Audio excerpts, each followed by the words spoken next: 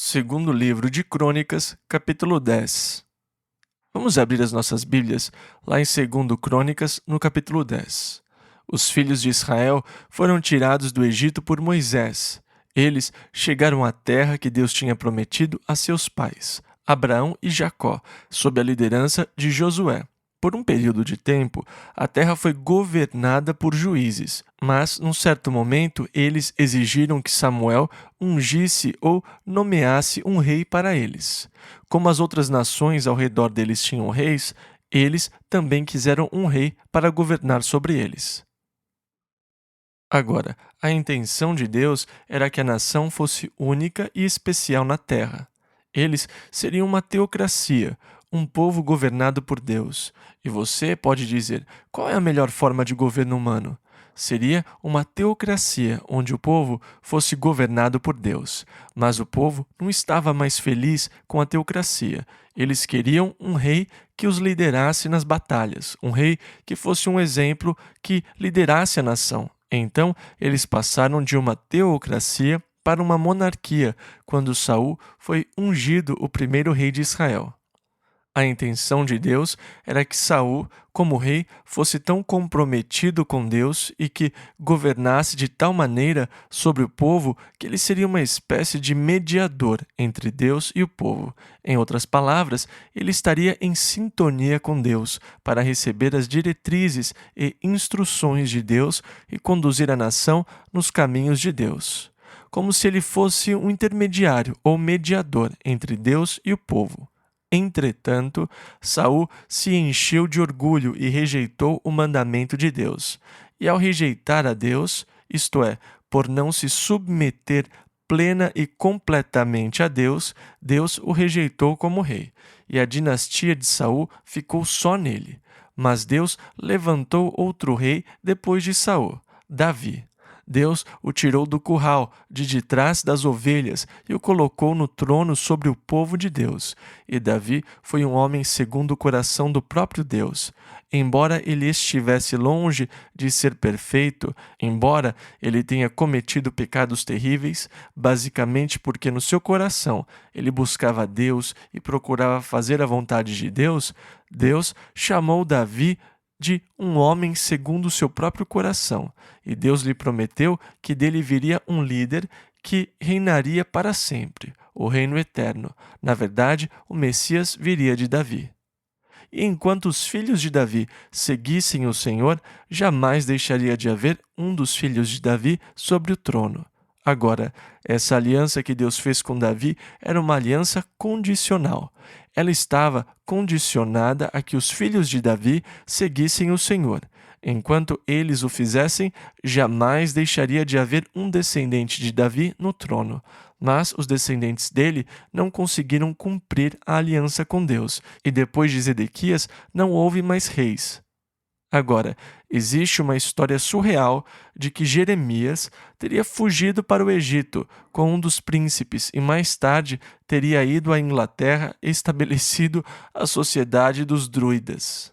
Que desse descendente de Davi veio a rainha Elizabeth e que eles seriam descendentes diretos de Davi, e que a monarquia está na Inglaterra e que a Inglaterra é parte de Israel e que eles têm uma espécie de sistema religioso britânico-israelita, que as raças anglo-saxãs se originam de Israel e eles interpretam as profecias bíblicas relacionadas a Israel como tendo sido cumpridas nos Estados Unidos, Alemanha, Dinamarca, Suécia, Inglaterra e assim por diante. Mas é uma história surreal e não há nada verdadeiro nela. Então, sob o comando de Davi, o reino foi abençoado. Como Davi buscou o Senhor abençoou Davi e o reino sob o comando de Davi. E Davi quis edificar um templo, uma casa para a Arca da Aliança, porque Davi morava num lindo palácio e a Arca da Aliança estava numa tenda. Mas Deus não quis que Davi construísse o templo, porque ele foi um homem de guerra e tinha derramado muito sangue. Mas ele disse: eu lhe darei um filho que irá se assentar no trono e ele vai edificar a casa. E então Davi preparou todo o material ele reuniu o ouro, a prata, o ferro, o cobre, a madeira e as pedras lavradas. Depois, ele também desenhou as plantas. E então ele abdicou o trono em favor do seu filho Salomão e deu a ele os planos, as plantas, e o encorajou a ir em frente e a construir uma casa para Deus. E então Salomão começou a construir o templo e levou 7 anos. E está aqui no primeiro capítulo de 2 Crônicas, e cerca de 150.000 homens trabalharam nas obras. Eles construíram um templo de Jerusalém. Foram gastos milhões de dólares. Estima-se que hoje, para refazer o templo que Salomão edificou, seria necessário investir bilhões de dólares. E foi um dia glorioso. O templo ficou pronto. Chegou o dia da dedicação. A glória do Senhor encheu o templo quando a nuvem da glória de Deus desceu sobre ele. E Salomão estava sobre uma pequena plataforma de cobre que ele tinha feito no pátio externo. E ele se dirigiu ao povo e falou sobre a fidelidade de Deus. Depois ele se ajoelhou e orou, reconhecendo que os céus não podem conter Deus. Nós não edificamos esta casa, Deus, para que o Senhor more nela. Nós só construímos um lugar para podermos oferecer sacrifícios. Que os seus olhos estejam sempre sobre este lugar. Que os seus ouvidos estejam sempre atentos às orações que forem oferecidas ao Senhor neste lugar. E depois ele pôde prever a tragédia que seria o povo abandonando Deus e o resultado que isso teria sobre a vida da nação. Os desastres que sobreviriam a eles como nação. Desastres naturais como praga, condições meteorológicas adversas como secas ou serem entregues nas mãos dos seus inimigos. Eles seriam derrotados e teriam seus homens levados como reféns. Ele apresentou diversas condições que poderiam resultar do pecado do povo, dizendo sempre: E Senhor, se eles se voltarem para este lugar e clamarem a Ti, ouve do Teu santo lugar nos céus e responde às suas orações e liberta-os. E Deus respondeu a Salomão: Se o meu povo, que se chama pelo meu nome, se humilhar e orar, e buscar a minha face, e se converter dos seus maus caminhos, então eu ouvirei dos céus, e perdoarei os seus pecados, e sararei a sua terra. Lemos isso em 2 Crônicas, capítulo 7, versículo 14. E depois houve um grande sacrifício. Milhares de animais foram sacrificados no dia da dedicação. E naquela grande celebração, a nação teve consciência de que Deus estava no coração e no centro da vida nacional. Como é lindo quando Deus se torna o centro da vida da nação. Mas isso não durou muito. Na verdade, o próprio Salomão, antes de morrer, começou a adorar outros deuses. Ele desobedeceu à voz de Deus. Ele desobedeceu à lei de Deus. A lei dizia: quando você tiver estabelecido reis, ele não multiplicará para si cavalos, tampouco para si multiplicará mulheres, para que o seu coração não se desvie. Isto está escrito em Deuteronômio 17, versículos 16 e 17. Deus conhece a natureza humana melhor do que qualquer um de nós. Deus conhece você melhor do que você mesmo. Muitas vezes, Deus nos adverte sobre alguma coisa e nós dizemos: Ah, tudo bem, Deus, que legal. Eu agradeço, sabe, pelo aviso, mas eu não preciso dele, não. Eu dou conta, Senhor, está tudo sob controle. Não se preocupe comigo. Como Pedro, quando Jesus disse: Todos vós esta noite vos escandalizareis em mim. E Pedro falou: Senhor, tudo bem, eles podem se escandalizar, mas eu jamais irei me escandalizar, Senhor. Eu não. E o Senhor disse: Pedro, antes que o galo cante, você vai me negar 3 vezes. Senhor, mesmo que queiram me matar, eu não negarei o Senhor. Ah, mas Jesus o conhecia melhor do que ele mesmo. E é sempre assim. Muitas vezes nós pensamos: bem, esse versículo aqui não se aplica a mim. Eu sou um caso especial. Eu posso fazer isto sem consequências. Eu vejo porque Deus diria isso para outras pessoas. mas eu sou especial e posso dar conta sozinho. Por isso eu não preciso obedecer esta determinação. E Deus disse: tampouco para si multiplicará mulheres, para que o seu coração não se desvie. Salomão multiplicou mulheres para si, umas 700 delas, mais 300 concubinas. E o que aconteceu? As suas mulheres desviaram o seu coração do Senhor. E então, no final do reinado de Salomão, ocorreu o começo da deterioração. E isto aconteceu logo após o apogeu, o auge do reino. O reino chegou a essa grande posição de força e riqueza por meio de Davi. Depois, pela sabedoria de Salomão, nos primeiros anos, alcançou um lugar de grande glória e promessa. Mas que não durou muito, logo teve início a sua queda. Esta noite, nós vamos ver que, após a morte de Salomão, no capítulo 10, seu filho Roboão começou a reinar em Jerusalém, e ele reinou por 17 anos. E naqueles 17 anos, o reino deixou seu glorioso status e se deteriorou, e se tornou uma nação inferior, com poder inferior. A queda é muito rápida, e uma vez que ela começa, é difícil reverter. E é isso o que me preocupa tanto sobre o nosso país hoje. Uma vez que você começa a descida é muito rápida e é muito difícil colocar os freios e parar. E parece que o nosso país, no momento, está mergulhando numa descida para um status inferior muito rapidamente. E eu realmente não sei se isso pode ser revertido ou impedido. Outrora poderosa, outrora gloriosa, uma nação que se destacou no mundo como nação cristã, mas que tem se tornado muito corrompida e muito obscena e que tem procurado eliminar Deus na sua vida nacional. Eu estou horrorizado com as decisões da Suprema Corte e dos tribunais locais sobre os assuntos relacionados à liberdade de culto e separação da Igreja e Estado. Isso só funciona de um lado, não funciona em ambos os lados.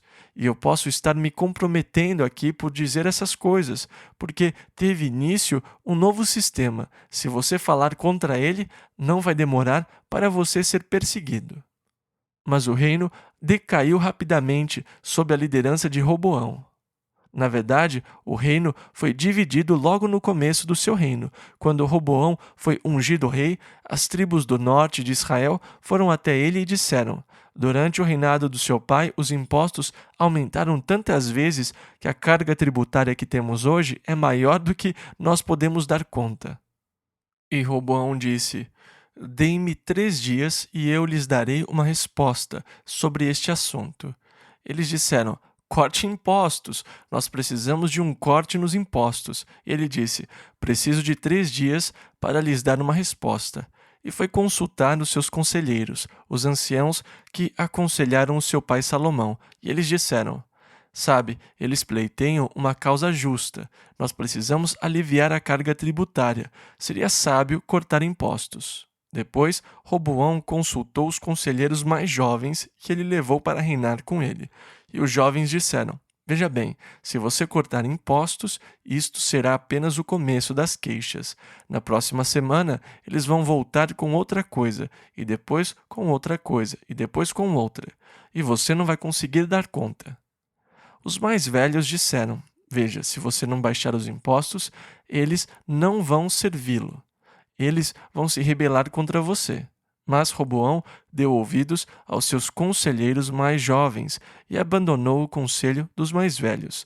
E quando o povo voltou 3 dias depois para saber a resposta, ele disse: ei, vocês acham que o meu pai era duro?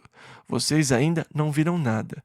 Ele os castigou com açoites, e eu vou castigá-los com escorpiões, e o meu dedo mínimo é mais grosso que a coxa do meu pai.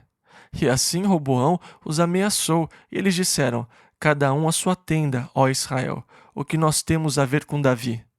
E assim as 10 tribos se rebelaram contra Roboão. Eles tomaram Jeroboão e disseram: nós queremos que você reine sobre nós. E dessa forma, Jeroboão tornou-se rei sobre as 10 tribos do norte. Roboão ficou com a tribo de Benjamim a tribo de Judá, mais a tribo de Levi, porque no norte, no reino que agora era Israel, Jeroboão estabeleceu o culto ao bezerro de ouro e começou a nomear qualquer um como sacerdote.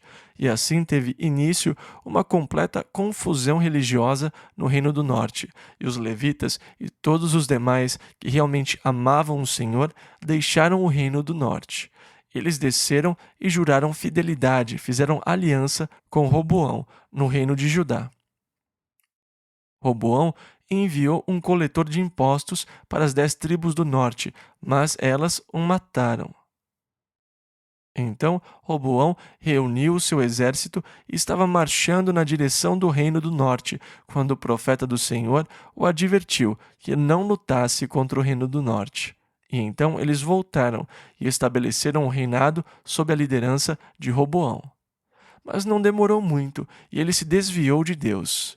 Após voltar para Jerusalém, ele fortificou o reino e voltou o seu coração contra Deus. Segundo livro de Crônicas, capítulo 12, versículo 1. Sucedeu que, havendo Roboão confirmado o reino e havendo-se fortalecido, deixou a lei do Senhor, e com ele todo o Israel. O que o rei fizer, a nação fará. Depois que ele abandonou o Senhor, ele os levou para longe de Deus. E do Egito veio um faraó chamado Sisaque, que começou a invadir a terra de Judá e tomar cidades. Na verdade, os líbios e os etíopes foram com ele, armados de um poderoso exército, e foram a Jerusalém e começaram a sitiar a cidade. Versículos 5 e 6. Então veio Semaias, o profeta, a Roboão e aos príncipes, e disse-lhes: Assim diz o Senhor: Vós me deixastes a mim, por isso também eu vos deixei na mão de Sisaque. Então se humilharam os príncipes de Israel e o rei, e disseram: O Senhor é justo. Então, quando Sisaque subia em direção a Jerusalém, o profeta de Deus disse: Ei, você que trouxe isso sobre você mesmo. Você abandonou o Senhor. Agora o Senhor abandonou você. E é interessante porque eles reconheceram que Deus é justo e se humilharam. Versículos 7 e 8. Vendo, pois, o Senhor que se humilhavam, veio a palavra do Senhor a Semaias, dizendo: Humilharam-se, não os destruirei. Antes, em breve lhes darei algum socorro, para que o meu furor não se derrame sobre Jerusalém, por mão de Sisaque. Porém, serão seus servos, para que conheçam a diferença da minha servidão e da servidão dos reinos da terra. Então ele partiu contra Sisaque. Sisaque subiu contra Jerusalém e depois ele meio que o comprou. Eles tomaram todo o ouro que estava no templo, os escudos de ouro e todas as coisas que Salomão tinha colocado lá, e levaram tudo para Sisaque, o rei do Egito. Eles mais ou menos o compraram. Ele saqueou a cidade de Jerusalém de todo o seu ouro e voltou ao Egito. Agora, arqueólogos descobriram no Egito, em 1939, um registro dessa invasão contra Israel ou Judá. O relato arqueológico que foi descoberto declara que eles tomaram 169 cidades de Judá. Descobriram também o sarcófago no qual Sisaque foi sepultado, e ele estava revestido de prata. Na verdade, era um sarcófago de prata, revestido de ouro. E de ouro puro, provavelmente o mesmo ouro que ele tomou do templo de Jerusalém, que Salomão tinha construído. Então, esta é uma interessante confirmação, obtida por uma revista especializada. Então, é uma confirmação sobre o que a palavra de Deus declara que realmente aconteceu. A morte de Roboão está registrada na parte final do capítulo. O versículo 14 dá uma espécie de obituário, um tanto triste por sinal. Versículo 14: E fez o que era mal, porquanto não preparou o seu coração para buscar ao Senhor. Após a sua morte, o seu filho, Abias, começou a reinar sobre Judá. Segundo livro de Crônicas, capítulo 13, versículo 2. 3 anos reinou em Jerusalém, e era o nome de sua mãe Micaia, filha de Uriel de Gibeá, e houve guerra entre Abias e Jeroboão. Agora vocês lembram, Jeroboão era o rei das tribos do norte. Versículo 3 ao 12. E Abias ordenou a peleja com um exército de valentes guerreiros, 400.000 homens escolhidos. E Jeroboão dispôs contra ele a batalha com 800.000 homens escolhidos, todos homens corajosos, e pôs-se Abias em pé em cima do monte de Zemaraim, que está na montanha de Efraim, e disse: Ouve-me, Jeroboão e todo o Israel. Porventura, não vos convém saber que o Senhor Deus de Israel deu para sempre a Davi a soberania sobre Israel, a ele e a seus filhos, por uma aliança de sal? Contudo, levantou-se Jeroboão, filho de Nebate, servo de Salomão, filho de Davi, e se rebelou contra seu senhor. E ajuntaram-se a ele homens vadios, filhos de Belial, e fortificaram-se contra Roboão, filho de Salomão, sendo Roboão ainda jovem e terno de coração, e não lhes podia resistir. E agora julgais que podeis resistir ao reino do Senhor, que está na mão dos filhos de Davi? Visto que sois uma grande multidão e tendes convosco os bezerros de ouro que Jeroboão vos fez para deuses? Não lançastes vós fora os sacerdotes do Senhor, os filhos de Arão e os levitas, e não fizestes para vós sacerdotes como os povos das outras terras? Qualquer que vem a consagrar-se com um novilho e 7 carneiros, logo se faz sacerdote daqueles que não são deuses. Porém, quanto a nós, o Senhor é nosso Deus, e nunca o deixamos. E os sacerdotes que ministram ao Senhor são filhos de Arão, e os levitas se ocupam na sua obra, e queimam ao Senhor cada manhã e cada tarde holocaustos, incenso aromático, com os pães da proposição sobre a mesa pura, e o castiçal de ouro, e as suas lâmpadas, para se acenderem cada tarde, porque nós temos cuidado do serviço do Senhor nosso Deus. Porém, vós o deixastes. E eis que Deus está conosco, à nossa frente, como também os seus sacerdotes, tocando com as trombetas, para dar alarme contra vós. Ó filhos de Israel, não pelejeis contra o Senhor Deus de vossos pais, porque não prosperareis. E aqui, na verdade, ele estava fazendo um discurso, dando uma advertência e mais ou menos repetindo este período da história sobre a aliança que Deus fez com Davi, de que jamais deixaria de haver um descendente seu no trono, e que eles estavam se rebelando contra a palavra do Senhor ao estabelecer Jeroboão como rei, que eles fizeram bezerros de ouro, que eles estavam adorando os bezerros e tinham abandonado o culto a Deus. Eles estabeleceram um sistema sacerdotal por meio de uma espécie de simônia. O cargo de sacerdote poderia ser comprado. Homens vis passaram a se tornar líderes religiosos, mas ele disse: Nós ainda adoramos a Jeová, o Senhor. Nós ainda temos cultos no templo. Os sacerdotes, filhos de Arão, segundo a ordem levítica, ainda oferecem sacrifícios de manhã e de tarde a Deus. E vocês estão se rebelando e lutando contra o Senhor. Mas Deus é o nosso capitão. Ele está do nosso lado. Agora, enquanto ele estava fazendo seu discurso, Jeroboão ordenou que metade das suas tropas os cercasse numa emboscada. Afinal de contas, eles estão em maior número, são 2 deles para 1. Jeroboão tem 800.000 homens valentes consigo, e somente 400.000 dentre os homens de Judá tinham ido contra ele. Por isso, ele mandou que metade das tropas o cercassem por trás. Então, quando o rei terminou seu discurso, ele de repente descobre que o inimigo não está apenas diante dele, mas atrás também. Eles foram cercados pelo inimigo. Versículo 15 ao 17. E os homens de Judá gritaram, e sucedeu que, gritando os homens de Judá, Deus feriu a Jeroboão e a todo Israel diante de Abias e de Judá. E os filhos de Israel fugiram de diante de Judá, e Deus os entregou na sua mão, de maneira que Abias e o seu povo fizeram grande matança entre eles, porque caíram feridos de Israel 500.000 homens escolhidos. Então, nessa época, Israel esteve sob o poder de Judá. Versículo 19 ao 21.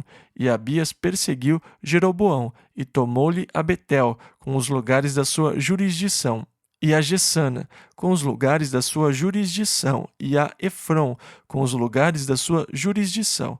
E Jeroboão não recobrou mais o seu poder nos dias de Abias, porém o Senhor o feriu e morreu. Abias, porém, se fortificou e tomou para si 14 mulheres e gerou 22 filhos e 16 filhas.